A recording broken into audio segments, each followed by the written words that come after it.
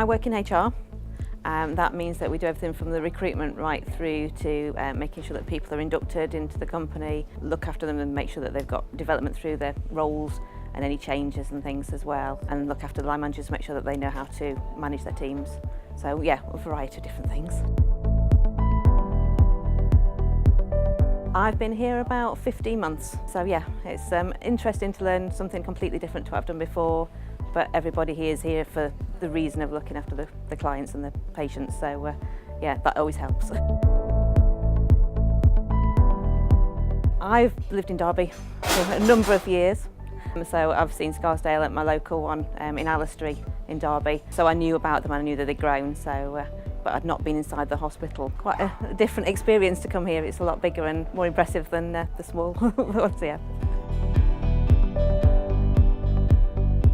We could be organising interviews and sometimes HR will sit in on the interviews as well. We'll be writing contracts and checking those. We might be writing adverts, and we'll be doing some training for line managers and sometimes for the teams as well, and then making sure policies and procedures are up to date, because obviously there's a lot of changes, so we like to make sure that we're doing the right things. We also spend quite a lot of time looking at the benefits for the staff and seeing whether there's things we can improve. And I also belong to the wellbeing group, which I set up when I started here, and so we've done a lot of work on trying to look after the wellbeing of the staff as well, because that's important to us. We've had that running now for just over a year. And one thing that we do every month is we have baskets of free fruit delivered for staff. Everybody looks after that and runs. We had strawberries this week, which was fabulous, so they went down well. We've done some yoga sessions as well, lunchtime yoga sessions for people to try, just to try and give people different ideas of how to look after themselves outside of work, because obviously it's quite long hours and we're open 24/7, so just to give people something different to think about. And that went down really well and was quite nice and relaxing for an hour on a Friday. We also are looking at working across sites to make sure that we're kind of looking after wildlife and green issues, so we're looking at green initiatives at the moment as well. So it's kind of looking after mental health. We're doing a big campaign this week for this Mental Health Awareness Week. So we have cake sales and we're putting information out. We've got an employee assistance programme that people can ring if they've got any queries on anything from finance to mental health support to just things that are happening that they need to talk to somebody about, and it's completely confidential. We don't find out what they're talking about, but it just gives them some extra support. So a wide range of things, so from physical health to mental health and anything in between that might be a bit fun as well.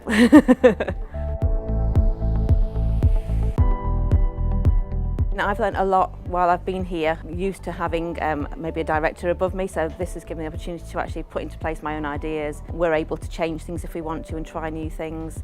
So one of the things we've done now is an assessment centre when we've got trainee nurses, because we've inundated with applications for trainee nurses, for veterinary nurses.